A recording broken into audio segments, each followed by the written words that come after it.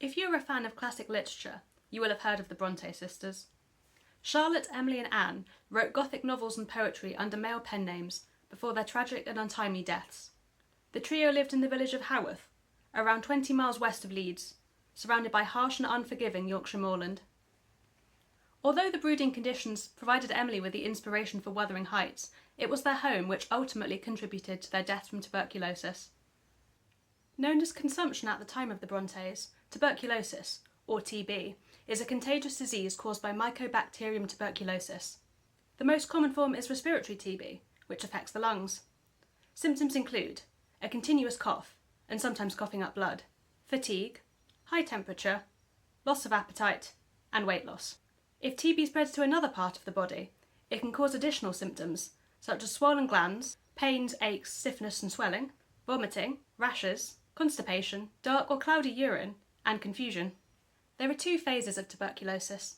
Primary infection is often without symptoms, and many recover without ever knowing that they were ill. However, if the immune system cannot fight off the disease, the patient experiences the second phase, active tuberculosis. TB was so prolific in the era of the Brontës that it was responsible for 1/4 of deaths in the UK. That's equivalent to the number of cancer deaths in modern day. The Brontës village of Haworth had a much higher mortality rate than surrounding settlements, with an average life expectancy of just 25. For context, the UK's life expectancy is now 80, and every country on earth has an average life expectancy of at least 50. So why were people dropping dead in Haworth? The answers were revealed by a health inspector named Benjamin Herschel Babbage. He investigated the village in 1850 and discovered it to be appallingly unsanitary. Clean water was scarce. Pigsties and dung heaps were kept alarmingly close to residential homes. Waste from overcrowded toilets sometimes leaked into the street. But unfortunately, they weren't the only disgusting revelation that Babbage made. The family home of Haworth Parsonage was situated right next to the village graveyard. Haworth's high mortality rate meant that the graveyard was at capacity, not leaving sufficient space for vegetation and drainage, which would aid decomposition. The overfilling of the graveyard increased the likelihood of environmental contamination in the village. And Babbage noted that decomposing materials from the grave sites would have filtered into the water supply. Yes, it's disgusting. In the early 1800s, central heating had not yet been invented, so houses were colder and more prone to damp.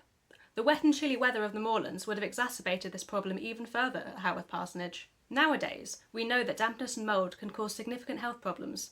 The presence of mould alone can cause respiratory irritation, but excessive moisture also promotes the growth of microorganisms such as dust mites and bacteria. The Brontë family all lived in the same house, which meant that the highly infectious disease would have spread through the family easily. This is evidenced by Emily and Anne's deaths in quick succession. Some scholars claim that the Brontës died of sadness, devastated by their siblings' deaths. Each in turn became weak and ill before passing away themselves. And although dying of sadness sounds rather dramatic, and suitably Gothic, there is some scientific basis behind it. Experiencing bereavement can have psychological impacts, such as grief and depression. Scientists aren't quite sure how, but this impacts immune function by reducing antibody responses, leaving the body at a greater risk of infection and disease. The Brontë family were emotional individuals with tight-knit relationships.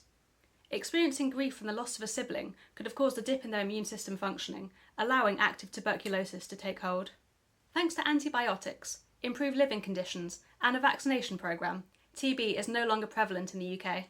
Nowadays, as TB is much rarer, prevention is targeted at high-risk groups. This includes infants living in areas with a higher incidence of TB, those who were born abroad or have visited a high-risk area, homeless people, HIV patients, and contacts of existing TB cases. Thank you for watching. Please subscribe for more science content in the future.